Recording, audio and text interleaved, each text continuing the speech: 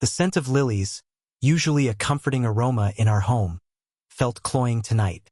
I'd picked them up on my way home, a small gesture to brighten Amelia's day. It was a Tuesday, a perfectly ordinary Tuesday, and I was looking forward to a quiet evening with my wife. I'd even managed to leave work a little early, picturing Amelia tending her rose bushes in the back garden, the late afternoon sun casting a golden glow on her hair. It was a picture of domestic tranquility I cherished. But as I rounded the corner of the house, the scene that greeted me was anything but tranquil. Amelia wasn't among her roses. She was by the far hedge, the one that separated our property from old Mr. Henderson's. I initially thought she might be chatting with him, perhaps discussing some gardening tips. Mr. Henderson, our elderly neighbor, was a fixture in the neighborhood, a harmless old fellow who seemed to spend most of his days tending his own meticulously manicured lawn. We'd lived next door to him for years, and Amelia had always been friendly with him, occasionally bringing him over baked goods or helping him with small errands. I'd never had any reason to think anything of it. But as I drew closer, I realized this was no casual neighborly chat. Amelia's voice, usually so soft and melodic, was hushed, almost conspiratorial. I couldn't make out the words, but the tone was unmistakable. And then I heard it, a low chuckle, a sound I'd never heard from Mr. Henderson before. It was a warm, intimate sound, a sound that sent a shiver down my spine. I instinctively knew I wasn't supposed to be hearing this. A strange unease settled over me. I crept closer, peering through the thick foliage of the hedge. What I saw in that fleeting glimpse made my blood run cold. Amelia was facing Mr. Henderson, her back partially towards me, and they were holding hands. Their fingers were intertwined, their palms pressed together in a way that was far more intimate than any friendly greeting. Mr. Henderson's head was bowed slightly, and he was gazing up at Amelia with an expression I couldn't quite decipher. It wasn't the avuncular smile he usually wore. This was something different, something unsettling. The lilies I'd been carrying slipped from my grasp, falling silently onto the soft grass. I didn't even register the sound. My entire focus was on the scene unfolding before me. I felt a strange disconnect, as if I were watching a play, a scene that couldn't possibly be real. But it was real. It was Amelia, my wife, the woman I loved, holding hands with our elderly neighbor in a way that suggested a level of intimacy I couldn't comprehend. I didn't stay to hear more. I didn't confront them. I didn't even make my presence known. I simply turned and walked back to the house. The image of their intertwined hands burned into my brain. The lilies lay forgotten on the lawn, their sweet fragrance now tainted with a bitter, sickening scent. I went inside, my mind reeling, the foundations of my world beginning to crumble. I couldn't shake the feeling that everything I thought I knew about Amelia, about our life together, was a carefully constructed illusion. The silence in the house was deafening. It amplified the frantic beating of my heart, the chaotic jumble of thoughts swirling in my mind. I wandered through the rooms like a ghost, the familiar surroundings suddenly alien. Everything looked the same, the framed photos of Amelia and me on our wedding day, the hand-painted pottery she'd collected over the years, the comfortable armchair where I usually read. Yet everything felt different, tainted. The air itself seemed thick with an unspoken truth, a secret that had been hiding in plain sight, mocking my blind trust. I replayed the scene in the garden over and over in my head, each time trying to find a different interpretation, a less devastating explanation. Maybe I'd misread the situation. Maybe it was just a fleeting moment of comfort, a platonic gesture of support for a lonely old man. But deep down, I knew I was fooling myself. The way they were holding hands, the hushed tone of their voices, the look on Mr. Henderson's face, it all pointed to something more, something I didn't want to acknowledge. I thought about Amelia. We'd been married for 15 years. 15 years of shared laughter, quiet evenings, and the comfortable rhythm of a life intertwined. Or so I thought.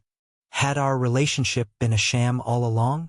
Had I been so blind, so trusting, that I'd failed to see the signs? Were there signs? I racked my brain, trying to remember any instance, any hint of infidelity, but nothing came to mind. Amelia had always seemed so content, so devoted. She'd always been there for me, a constant source of support and love. Or was that just an act? The thought made my stomach churn. I couldn't reconcile the Amelia I knew, the woman I loved, with the woman I'd seen in the garden. It was like two separate people inhabiting the same body. One was the gentle, loving wife, the other a deceitful stranger. I didn't know which one was real. As the sun began to set, casting long shadows across the living room, I forced myself to pull together. I couldn't let Amelia see that anything was amiss. I had to act normal, at least for now. I needed time to think, to process what I'd seen, to decide what to do next. Confronting her in the heat of the moment wouldn't accomplish anything. I needed a plan. I went upstairs and changed into my usual evening clothes. I splashed some water on my face, trying to erase the shock and confusion from my expression. I took a deep breath and walked downstairs, forcing a smile onto my face. Amelia was in the kitchen, humming softly as she prepared dinner. She looked up when I entered, her eyes lighting up. "Honey, you're home early," she said, giving me a quick kiss on the cheek. "How was your day?" "Fine," I replied, my voice sounding strained even to my own ears. "Just a slow day at the office. I thought I'd surprise you." "Well, you did," she said, her smile widening. "I'm making your favorite chicken pot pie." "Sounds delicious," I said, trying to sound enthusiastic. I watched her as she moved around the kitchen, her movements familiar yet somehow unsettling. I wondered if she could sense the turmoil raging inside me. I wondered if she knew that I knew. But she seemed perfectly normal, perfectly at ease. She chatted about her day, about the new rose bush she'd planted, about a book she was reading. She talked about everything and nothing. While I listened, my mind a whirlwind of confusion, betrayal, and a growing sense of anger. I played my part, the loving husband, the unsuspecting fool. But inside, a storm was brewing. Dinner was a blur.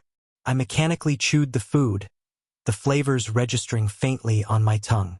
Amelia, oblivious to the turmoil raging within me, chattered away, her voice a soothing balm that only served to heighten the dissonance. I responded in monosyllables, nodding and smiling at appropriate intervals, all the while feeling like an actor in a poorly written play.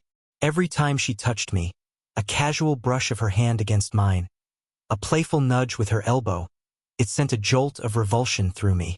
How could she be so affectionate, so seemingly carefree, when she was betraying me in such a profound way? Was it all an act? Had she ever truly loved me? The questions gnawed at me, fueling the anger that simmered beneath the surface. I wanted to scream, to lash out, to confront her with the truth. But I held back. I knew that losing control wouldn't solve anything. It wouldn't erase the image of her holding hands with Mr. Henderson. It wouldn't mend the shattered fragments of my trust. Instead, I retreated further into myself, observing her with a detached curiosity, as if she were a specimen under a microscope. I studied her every move, her every expression, searching for clues, for answers. Was this the real Amelia, the woman who was capable of such deceit?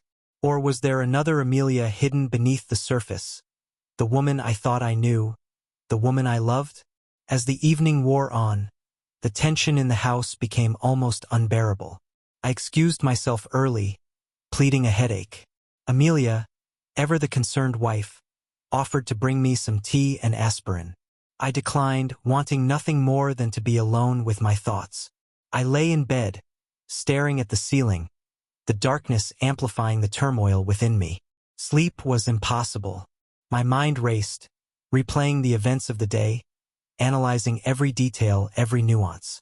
I felt like a detective piecing together a puzzle, searching for the missing pieces that would explain Amelia's betrayal. But the more I thought about it, the more confused I became. Why Mr. Henderson? Of all the people she could have chosen, why him? He was old enough to be her grandfather. He was hardly a catch. Was it a purely physical attraction? Or was there something more, something deeper that I was missing? The questions circled endlessly in my mind, offering no answers, only deepening the sense of betrayal and confusion. As the hours ticked by, the anger began to morph into something else, something colder, more calculating. A plan began to take shape in my mind, a plan for revenge. Not a rash, impulsive act of violence, but something more subtle, more insidious. I would make them pay for their betrayal, not with anger, but with precision and control. I would dismantle their lives, piece by piece, using their own weaknesses against them. I would make them suffer as I was suffering. The thought brought a strange sense of calm.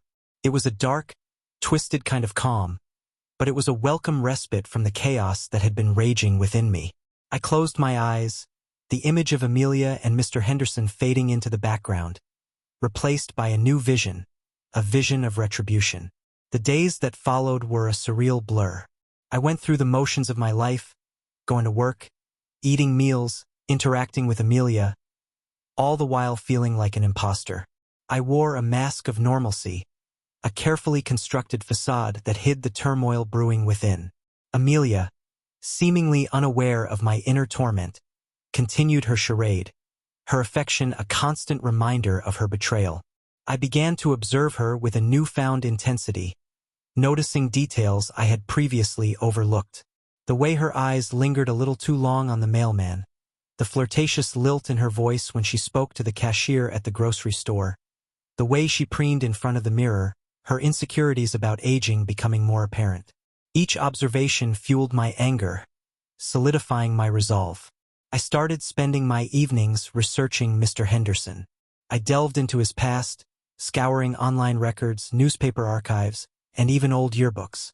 It was a tedious process, but I was determined to find something, anything that I could use against him. And then, I stumbled upon it, a hidden chapter in his life, a youthful indiscretion that had been carefully buried. It was the perfect leverage. At the same time, I continued to observe Amelia, cataloging her fears, her insecurities, her vulnerabilities. I learned about her fear of spiders, her anxiety about her fading beauty, her dependence on social media validation. I gathered information like a spider spinning its web, patiently waiting for the right moment to strike. The plan began to take shape in my mind, a complex web of manipulation and deceit. I wouldn't resort to violence or confrontation. My revenge would be far more subtle, far more devastating. I would use their own weaknesses against them, turning their lives into a living nightmare. I started with Mr. Henderson. I crafted an anonymous letter, detailing his past transgression, and sent it to the local historical society, where he was a respected member. I knew the scandal would be swift and merciless. Then I turned my attention to Amelia. I created a fake online profile and began posting comments about her appearance, subtly at first, then increasingly cruel. I knew how much she valued her online persona, how much she craved validation from strangers. I would chip away at her confidence, erode her self-esteem, until she was a shell of her former self. It was a slow, deliberate process, but I relished every step. The anger that had consumed me was gradually replaced by a cold, calculating satisfaction. I was in control. I was the puppet master, pulling the strings, orchestrating their downfall. And all the while I maintained my facade of normalcy. I was the loving husband, the supportive friend, the unsuspecting victim. No one suspected the darkness that lurked beneath the surface. No one knew the extent of my plan. The letter arrived at the Historical Society on a Monday morning, tucked inconspicuously among the usual stack of mail. It was addressed simply to the Board of Directors, the return address a meaningless jumble of letters. Inside, typed neatly on plain white paper, was a detailed account of Mr. Henderson's youthful indiscretion, an incident that had occurred decades ago, long before he'd become the respected elder statesman of our community. The scandal erupted like a wildfire. The details of the letter, though old, were salacious enough to ignite a frenzy of gossip and condemnation. Mr. Henderson, caught completely off guard, vehemently denied the allegations, but the damage was done. His reputation, built over years of community service and impeccable conduct, crumbled overnight. He was ostracized by his friends, shunned by his neighbors, and forced to resign from the Historical Society. The quiet, dignified life he had led for so long was shattered, replaced by a whirlwind of shame and isolation. He became a pariah, a cautionary tale whispered behind cupped hands. Amelia, unaware of my involvement, was devastated by the news. She couldn't understand how such a kind, gentle man could be accused of such a thing. She visited him often, offering words of comfort and support, her sympathy further fueling my resentment. I watched it all unfold with a detached satisfaction. Mr. Henderson's downfall was the first domino to fall, the initial tremor in the earthquake I was orchestrating. His pain was a vindication, a confirmation that my plan was working. But it was only the beginning. Amelia was next. I intensified my online campaign against her, the comments becoming more personal, more cutting. I targeted her insecurities, her fear of aging, her need for approval. I planted seeds of doubt in her mind, making her question her own worth, her own sanity. She started spending hours on social media, obsessively checking her notifications, desperately seeking validation that never came. Her confidence eroded, her laughter faded, her vibrant spirit dimmed. The woman I had fallen in love with, the woman who had once radiated joy and confidence, was slowly disappearing, replaced by a hollow shell, haunted by self-doubt and insecurity. And I, the architect of her destruction, watched from the shadows, my heart a cold, hard stone. With Mr. Henderson effectively neutralized, I turned my full attention to Amelia. My campaign of online harassment continued, but I knew it wasn't enough. I needed to strike at her core, exploit her deepest fears, and shatter the fragile remnants of her self-worth. I started subtly. I'd accidentally leave a magazine open to an article about aging actresses, or I'd casually mention a friend's wife who had recently undergone cosmetic surgery. I'd watch as Amelia's eyes flickered with insecurity, her hand instinctively reaching up to touch the fine lines around her eyes. Then I escalated. I planted a small, harmless spider in her handbag, knowing her aversion to the creatures. The shriek she let out when she discovered it was music to my ears. I feigned concern, offering comfort and reassurance, all the while reveling in her fear. The incident with the spider opened a new avenue of attack. I began leaving evidence of spiders around the house, a carefully placed web in the corner of the living room, a strategically positioned exoskeleton on the bathroom floor. Amelia, already on edge, became increasingly paranoid, convinced that the house was infested. I played on her fear, subtly manipulating events to make it seem like the spiders were everywhere. I'd accidentally brush a cobweb against her arm, or I'd make a sudden movement, claiming to have seen something scurry across the floor. Her anxiety grew with each incident, her world shrinking as she became increasingly reluctant to leave the perceived safety of her bedroom. The once vibrant and outgoing Amelia was now a shadow of her former self. She rarely left the house, her social life dwindled, and her laughter, once a constant melody in our home, became a distant memory. She was trapped in a prison of her own fear, a prison I had carefully constructed. And I, the unseen jailer, watched her unravel, my heart filled with a twisted sense of satisfaction. Her suffering was my vindication, her fear my reward. I was dismantling her life, piece by piece, and with each passing day, she was becoming more reliant on me. The seemingly innocent husband who offered comfort and support while secretly orchestrating her demise. Amelia's retreat into her self-imposed isolation gave me the opportunity to further tighten my grip on her reality. I began subtly manipulating her environment, creating an atmosphere of unease and instability. I'd move objects around the house, just enough to make her question her memory. I'd tamper with the lights, creating flickering shadows that played on her already heightened anxiety. I'd even whisper her name in the dead of night, just loud enough to rouse her from sleep, but not enough to be certain she hadn't imagined it. My most insidious tactic, however, involved her medication. Amelia had been prescribed a mild anti-anxiety medication to help her cope with the stress of recent events. I began subtly altering her dosage, increasing it slightly some days, decreasing it on others. The changes were subtle enough to go unnoticed, but significant enough to disrupt her emotional balance. The effects were gradual but devastating.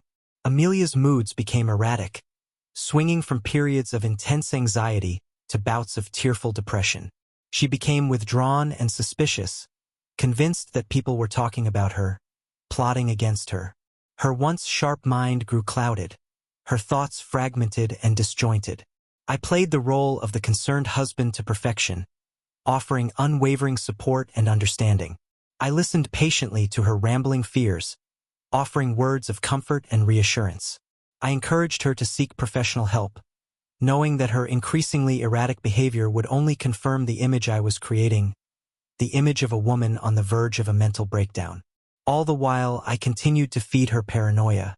I'd leave cryptic messages on her phone. Anonymous notes slipped under her door, hinting at conspiracies and betrayals. I created a web of deceit so intricate, so pervasive, that she could no longer distinguish reality from delusion. Amelia, once a beacon of strength and independence, was now a prisoner of her own mind, trapped in a world of fear and uncertainty. And I, the architect of her torment, watched with a cold detachment, my heart devoid of empathy or remorse. I was molding her into the perfect victim, a woman whose credibility would be questioned, whose accusations would be dismissed as the ravings of a troubled mind. The stage was set for the final act of my revenge. With Amelia's mental state carefully eroded, I shifted my focus to the final phase of my plan, the public exposure of her affair with Mr. Henderson. I needed to orchestrate a scenario where their relationship would be revealed in a way that cast me as the innocent victim, the wronged husband deserving of sympathy and support. I started by planting seeds of doubt in the minds of our mutual friends. I'd casually mention Amelia's erratic behavior, her emotional instability, her increasingly strange obsession with Mr. Henderson. I'd express concern for her well-being, hinting at possible infidelity, but always stopping short of making a direct accusation. Then, I orchestrated a chance encounter. I invited a group of friends over for dinner, ensuring that Mr. Henderson was among them. I subtly encouraged Amelia to drink more than usual, knowing that the alcohol would loosen her inhibitions. As the evening progressed, I steered the conversation towards Mr. Henderson, subtly prodding Amelia about their close friendship. The combination of alcohol and my manipulative questioning had the desired effect. Amelia, her judgment impaired, her emotions heightened, began to let slip details of her relationship with Mr. Henderson. At first, it was just veiled references, ambiguous comments that could be interpreted in different ways. But as the night wore on, her guard lowered, and the truth began to spill out.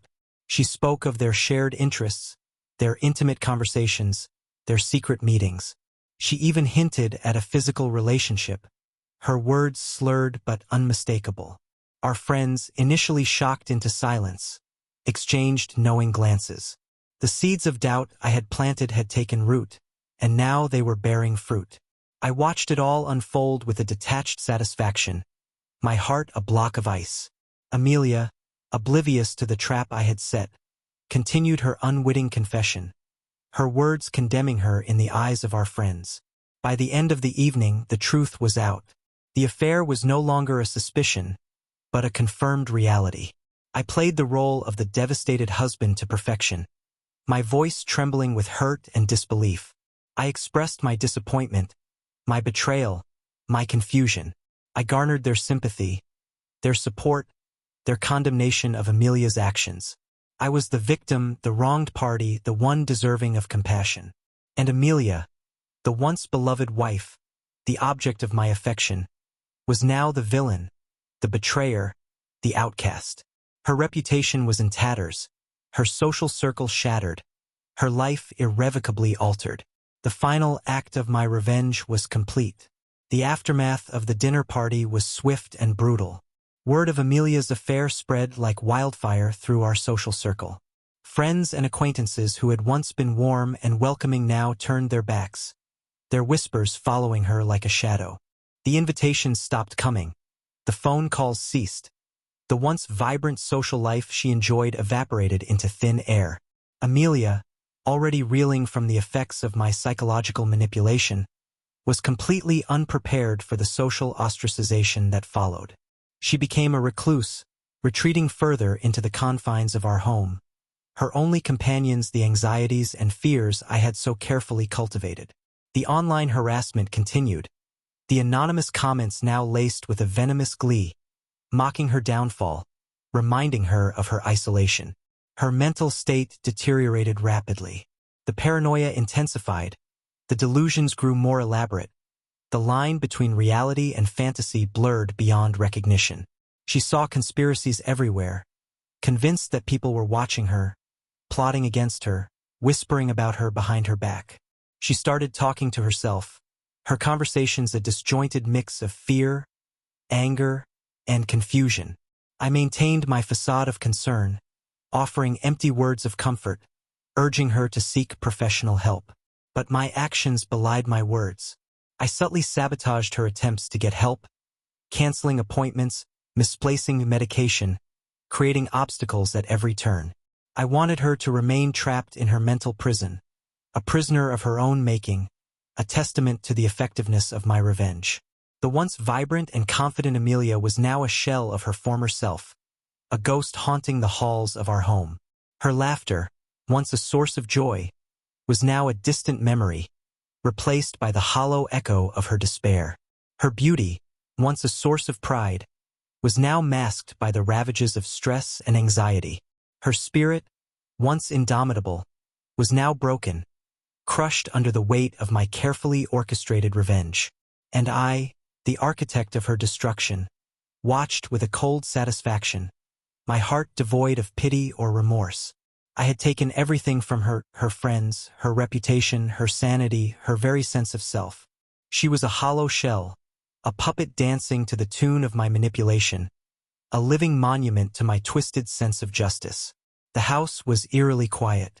Amelia rarely ventured out of her room these days. Her world shrunk to the confines of her bed and the swirling anxieties within her mind. Meals were left untouched outside her door, the silence punctuated only by the occasional muffled sob or the frantic rustling of bedsheets. I moved through the house like a phantom, my footsteps echoing in the emptiness. The once warm and inviting space now felt cold and sterile, a mausoleum dedicated to the remnants of a shattered life.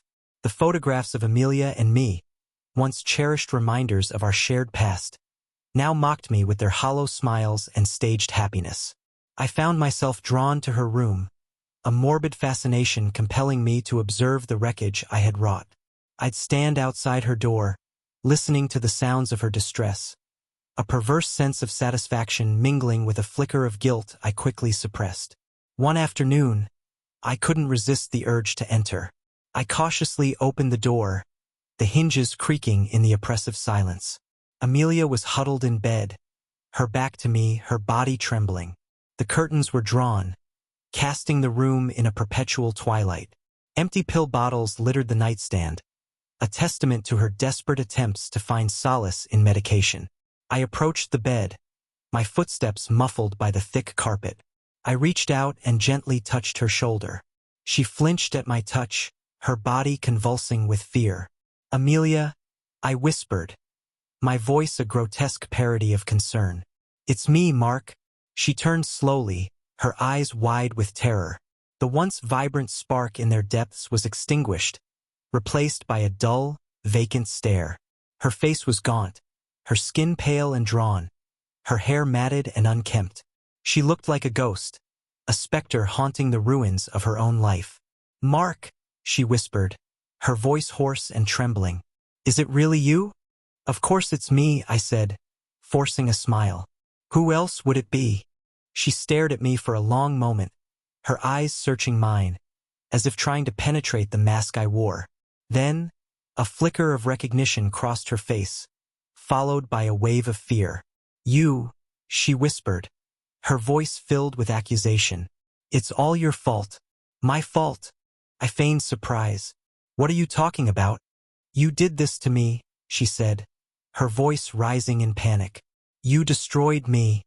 "Amelia, you're not well," I said, my voice soothing, condescending. "You need to rest."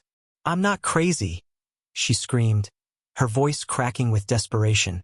"I know what you did. You poisoned me. You turned everyone against me. You ruined my life." "Amelia, please," I said, my voice laced with false concern. "You're not thinking clearly." You need help? I don't need your help, she spat, her eyes blazing with defiance. I need to get away from you. She tried to get out of bed, but I gently pushed her back down. Amelia, you're not going anywhere, I said, my voice firm but gentle. You're safe here with me. Safe? She laughed, a hollow, mirthless sound. You're the one I need to be safe from. She struggled against me, her weak limbs flailing, her cries echoing through the empty house. But I held her firm, my grip tightening, my resolve hardening. She was mine, a possession to be controlled, a pawn in my twisted game of revenge. And I wouldn't let her go, not until I had extracted the last ounce of satisfaction from her suffering. Amelia's outburst, though fueled by the distorted reality I had crafted, was a momentary crack in the facade I had so carefully constructed. Her words, though irrational, struck a chord within me, a faint echo of the man I once was, the man who had loved her, cherished her, and would have done anything to protect her. But that man was gone, replaced by a creature consumed by vengeance, a puppet master reveling in the suffering of his victims. I pushed aside the fleeting twinge of guilt, burying it deep beneath the layers of anger and resentment that had hardened my heart. I couldn't allow Amelia's outburst to disrupt my plans. I needed to regain control, to reassert my dominance, to remind her of her vulnerability. I tightened my grip on her, my fingers digging into her frail arms. Amelia, I said, my voice low and menacing, you need to calm down. You're not thinking clearly. You're making accusations you can't possibly prove. I don't need proof, she hissed, her eyes burning with defiance. I know what you did. You're a monster. A monster. I laughed, a cold, cruel sound. You're the one who betrayed me, Amelia. You're the one who destroyed our marriage. You're the one who deserves to suffer. I never wanted to hurt you, she sobbed, her voice breaking. I was lonely. I was scared. I made a mistake. A mistake, I scoffed. A mistake that shattered my trust, that ripped my heart out, that turned my life into a living hell? That's not a mistake, Amelia. That's a betrayal. I'm sorry, she pleaded, her voice barely a whisper. Please, Mark, forgive me. Forgive you? I said, my voice dripping with sarcasm. You think forgiveness can erase the pain, the humiliation, the devastation you've caused? You think a few words can undo the damage you've done?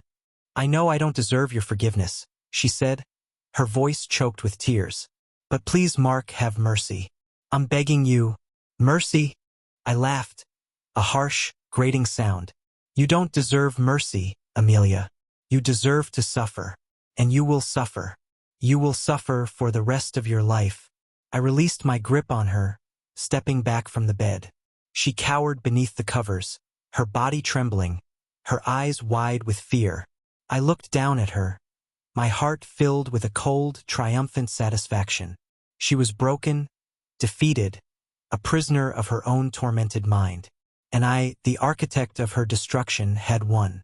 Amelia's mental state deteriorated rapidly. The once vibrant and confident woman was now a mere shadow of her former self, a prisoner of her own tormented mind. She spent her days holed up in her room, her mind a swirling maelstrom of fear, paranoia, and delusions. She saw conspiracies everywhere, convinced that people were watching her, plotting against her, whispering about her behind her back. Mark, the architect of her destruction, watched it all unfold with a cold detachment. He had created a monster, a creature of his own making, a pawn in his twisted game of revenge. He relished in her suffering, her pain a source of perverse satisfaction. But Amelia's descent into madness was not enough. Mark wanted more. He wanted her to break, to crumble, to beg for mercy. He wanted her to feel the full extent of his wrath, to understand the true depths of his hatred. He began to escalate his psychological torture, pushing her to the brink of sanity. He'd whisper her name in the dead of night, his voice dripping with menace. He'd tamper with her medication, increasing the dosage to the point of overdose. He'd even threaten to harm her, his words laced with a chilling sincerity. Amelia, trapped in a living nightmare, fought back with the only weapon she had left: her words. She would scream at him, curse him, accuse him of every evil imaginable. But her words were like pebbles thrown against a fortress, bouncing off harmlessly. Mark was impervious to her attacks, his heart hardened by years of resentment and anger. One night, Amelia's fragile sanity finally snapped. She lunged at Mark, her eyes filled with a feral rage, her hands clawing at his face. He pushed her away, her frail body crashing against the wall. She lay crumpled on the floor, her eyes wide with terror, her chest heaving. Mark stood over her, his face contorted with a mixture of anger and disgust. He had gone too far. He had crossed a line he never intended to cross. But it was too late to turn back. The damage had been done. The monster he had created was beyond redemption. He bent down and picked up Amelia, her limp body dangling in his arms. He carried her upstairs to her bedroom, laying her gently on the bed. He covered her with a blanket, smoothing her hair, a flicker of tenderness surfacing in his eyes. Then he turned and walked away, leaving her alone in the darkness, her screams echoing through the empty house. He had broken her, shattered her, destroyed her, and now he was left alone with the monster he had created. The days that followed Amelia's breakdown were a blur of medication adjustments, doctor's visits, and strained conversations with concerned family members. I played the role of the dutiful husband, the concerned caregiver, masking my inner turmoil with a practiced facade of worry and compassion. Amelia, heavily medicated and withdrawn, was a mere shell of her former self. Her once vibrant personality was extinguished, replaced by a dull apathy. She moved through the days like an automaton, her eyes vacant, her movements mechanical. The spark of life that had once shone so brightly within her was now a flickering ember, threatening to extinguish at any moment. I watched her decline with a mixture of satisfaction and unease. My revenge was complete, my anger satiated, but the victory felt hollow. The woman I had loved, the woman I had vowed to protect, was now a broken creature, a victim of my own making. The guilt I had suppressed for so long began to surface, gnawing at my conscience, whispering accusations of cruelty and malice. But even in the face of my growing remorse, I couldn't bring myself to confess, to reveal the truth of my actions. The fear of exposure, the shame of admitting my own depravity, kept me trapped in a web of deceit. I continued to play the role of the devoted husband, attending to Amelia's needs, offering empty words of comfort, all the while knowing that I was the architect of her suffering. The house, once filled with laughter and warmth, was now a tomb, its silence a constant reminder of the life I had destroyed. I wandered through the empty rooms, haunted by the ghosts of our past, the echoes of Amelia's laughter, the scent of her perfume, the touch of her hand. The memories, once a source of comfort, now tormented me with their bittersweet poignancy. I tried to find solace in work, burying myself in long hours and demanding projects, but the respite was temporary. The moment I stepped back into the silence of our home, the guilt would return, its icy fingers gripping my heart, squeezing the life out of me. I was trapped in a prison of my own making, a purgatory of remorse and regret. The victory I had craved had turned to ashes in my mouth, leaving me with nothing but the bitter taste of self-loathing and the haunting realization that the monster I had created was not Amelia, but myself. Amelia's mental state deteriorated rapidly. The once vibrant and confident woman was now a mere shadow of her former self, a prisoner of her own tormented mind. She spent her days holed up in her room, her mind a swirling maelstrom of fear, paranoia, and delusions. She saw conspiracies everywhere, convinced that people were watching her, plotting against her, whispering about her behind her back. Mark, the architect of her destruction, watched it all unfold with a cold detachment. He had created a monster, a creature of his own making, a pawn in his twisted game of revenge. He relished in her suffering, her pain a source of perverse satisfaction. But Amelia's descent into madness was not enough. Mark wanted more. He wanted her to break, to crumble, to beg for mercy. He wanted her to feel the full extent of his wrath, to understand the true depths of his hatred. He began to escalate his psychological torture, pushing her to the brink of sanity. He'd whisper her name in the dead of night, his voice dripping with menace. He'd tamper with her medication, increasing the dosage to the point of overdose. He'd even threaten to harm her, his words laced with a chilling sincerity. Amelia, trapped in a living nightmare, fought back with the only weapon she had left: her words. She would scream at him, curse him, accuse him of every evil imaginable. But her words were like pebbles thrown against a fortress, bouncing off harmlessly. Mark was impervious to her attacks, his heart hardened by years of resentment and anger. One night, Amelia's fragile sanity finally snapped. She lunged at Mark, her eyes filled with a feral rage, her hands clawing at his face.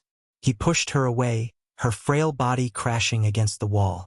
She lay crumpled on the floor, her eyes wide with terror, her chest heaving. Mark stood over her, his face contorted with a mixture of anger and disgust. He had gone too far. He had crossed a line he never intended to cross. But it was too late to turn back. The damage had been done. The monster he had created was beyond redemption. He bent down and picked up Amelia, her limp body dangling in his arms. He carried her upstairs to her bedroom, laying her gently on the bed. He covered her with a blanket, smoothing her hair, a flicker of tenderness surfacing in his eyes. Then he turned and walked away, leaving her alone in the darkness, her screams echoing through the empty house.